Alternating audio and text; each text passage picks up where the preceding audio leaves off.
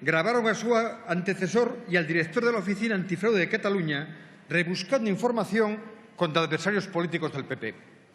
Estos turbios manejos fueron dados a conocer a todos los españoles por diferentes medios de comunicación, para bochorno del Gobierno y sorpresa de la sociedad española ante el hecho de que el hombre encargado de velar por la seguridad de todos no era capaz de garantizar ni la suya propia. Le recuerdo este grave hecho para que no repita semejante ejemplo de incompetencia y, sobre todo, para que no imite esos manejos de su antecesor incompatibles con el Estado de Derecho. Sé que usted entenderá la importancia crucial que esto tiene, mucho mejor que el señor Fernández Díaz, aunque le confieso que me extrañó el apoyo que usted le brindó sobre dichas escuchas al tiempo que afeaba la actitud de quienes desde este Congreso pedimos explicaciones y responsabilidades políticas por ellas. Señor Zoido, me hubiera gustado darle un recibimiento más agradable, sin alusiones a su antecesor. Créame, ni tengo nada personal contra el señor Fernández Díaz, ni quiero declararle a usted una guerra parlamentaria preventiva. Simplemente tengo la obligación política de decirle que llega a un ministerio difícil, tanto por sus propias características como porque le han dejado una herencia ruinosa. Tan mala que los ciudadanos confiaban más en el presunto ángel de la guarda del anterior ministro que en el propio titular. A usted, ahora, señor ministro, corresponde la obligación de garantizar el respeto a los derechos y libertades de manera fehaciente. Y la Ley Orgánica 4/2015, de 30 de marzo, aunque se argumenta en una hipotética protección de la seguridad ciudadana, no conduce a ella. Lo que ustedes aprobaron, en realidad, fue un régimen sancionador al margen del control judicial inmediato. Entonces descubrimos que éramos nosotros los que teníamos que protegernos del Gobierno. Trataban de erradicar cualquier atisbo de protesta social, estableciendo como infracciones conductas relacionadas con derechos civiles y políticos.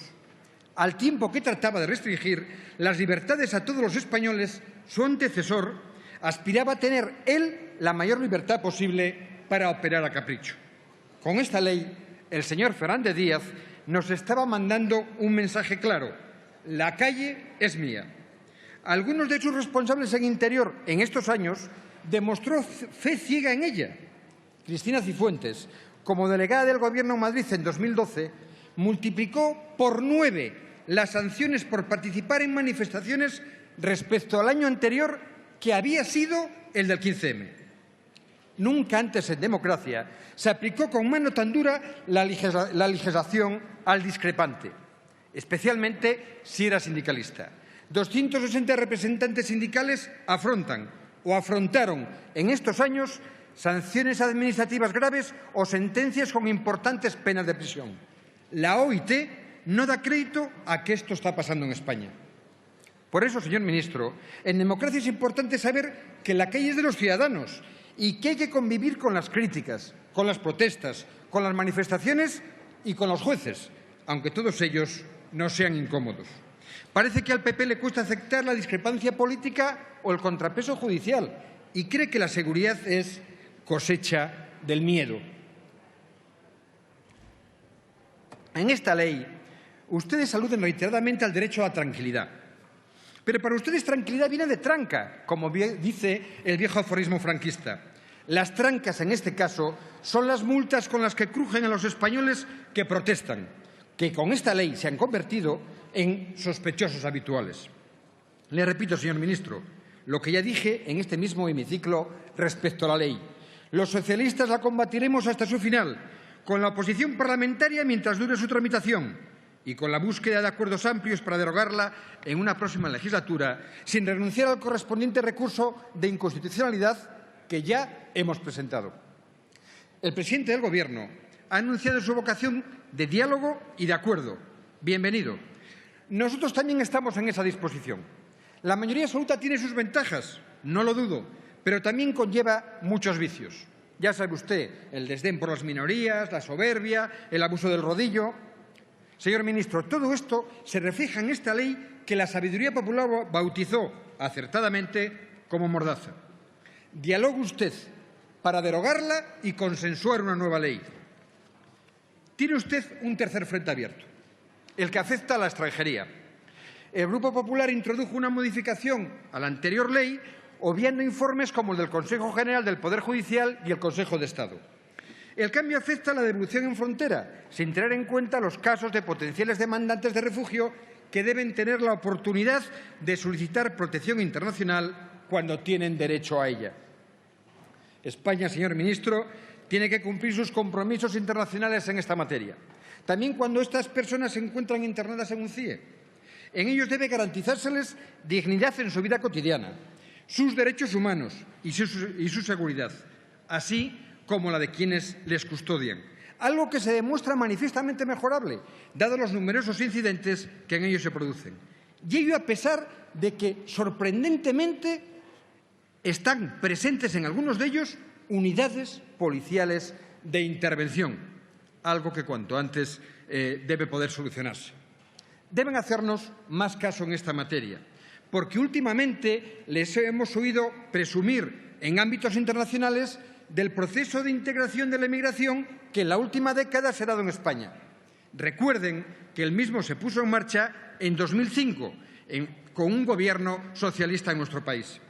Proceso, por cierto, que su partido no dejó de atacar mientras fueron oposición e hicieron suyo inteligentemente en cuanto llegaron al gobierno. Tome nota, por tanto, de nuestros consejos respecto al trato en frontera y en los CIEs a los inmigrantes y hágalos también suyos. Nuestras instituciones penitenciarias requieren también su atención, señor ministro.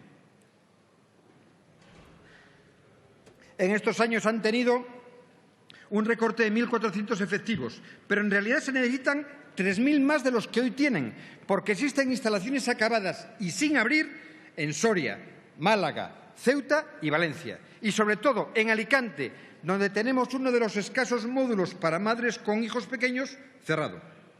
Y, además, está en situación muy precaria la unidad terapéutica y educativa del Centro Penitenciario de Asturias. Acabe usted con las estrategias de acoso y derribo que está sufriendo. Tiene usted, señor ministro, grandes retos ante sí y le van a exigir una rectificación drástica en el rumbo que seguía el Ministerio del Interior hasta su llegada. El cambio radical que ha operado en la cúpula política de su ministerio parece apuntar en esa dirección. Si es así, le felicito por ello. Los derechos de los españoles lo necesitan, pero también su seguridad. El recorte de las libertades aplicados por el señor Fernández Díaz no redujo la delincuencia, más bien fue al contrario. Esa mejoría que tanto publicitaron es sobre todo un efecto estadístico, fruto de la desaparición de las faltas en el nuevo Código Penal. Por tanto, también se ha recortado nuestro derecho a una buena seguridad pública.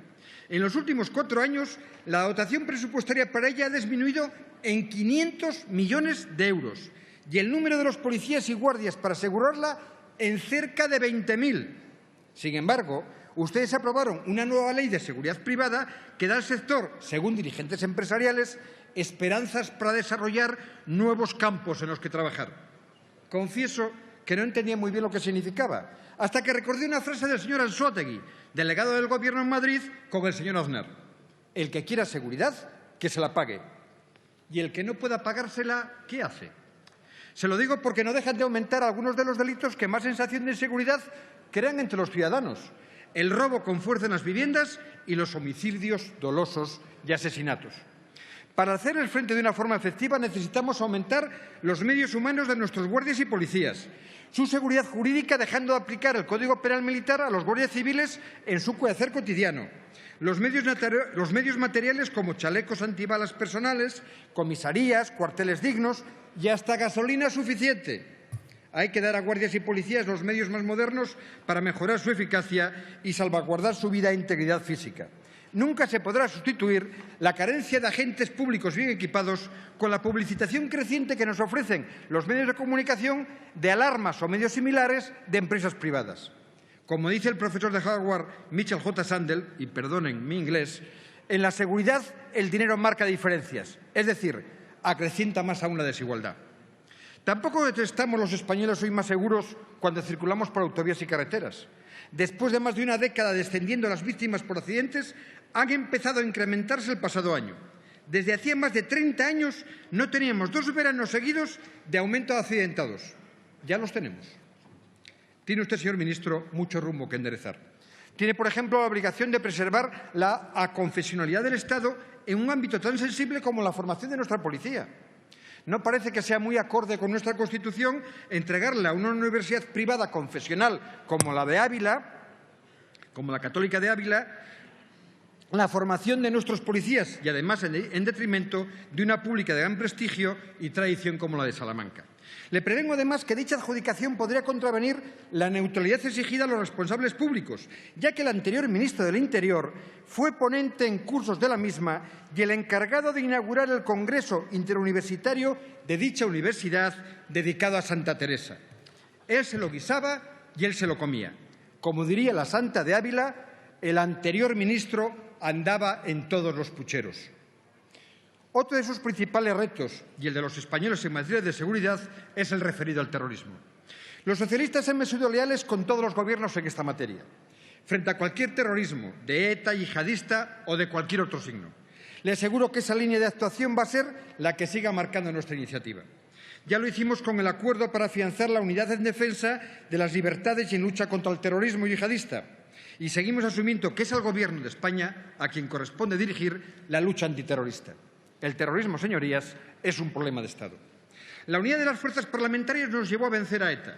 Entre todos, las fuerzas y cuerpos de seguridad, los jueces, el Ministerio Fiscal, las víctimas y su ejemplo, y la inmensa mayoría de la sociedad española, lo logramos.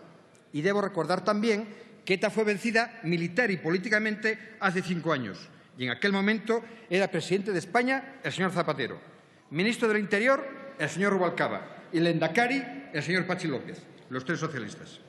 Señor ministro, voy terminando. Debe quedarle claro que nuestro compromiso alcanza cualquier terrorismo, incluido el anarquista o el de extrema derecha. Le pido atención especial para este último porque el avance de la derecha alternativa, es decir, la extrema derecha de toda la vida, suele insuflar ánimos a violentos de esa ideología que en ocasiones se manifiestan con acciones como las que vimos en la celebración del pasado 20N en Madrid.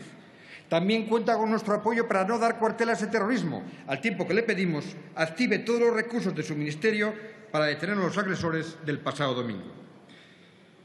Por último, señor ministro, termino como empecé. Esperamos de usted la total clarificación de las prácticas de hostigamiento y espionaje político que el anterior equipo de Interior llevó a cabo contra adversarios políticos y miembros de la policía que solo sirven a la ley. Esta Cámara aprobó una comisión de investigación que debe servir para clarificar lo que pasó y exigir las correspondientes responsabilidades políticas. Su deber es colaborar activamente con la misma y yo así se lo demando, para la que conocemos y para lo que sigue saliendo. Porque hoy, señoría, nos hablan de la fabricación de un falso Watergate para beneficiar al PP. Según relato... Señor Trevín, tiene que ir acabando, ha consumido su tiempo. No, señoría. Presidente, considero dio un falso caso Watergate para intentar perjudicar al PSOE. Señor ministro, lo que esperamos de usted es una defensa del Estado de Derecho hasta sus últimas consecuencias.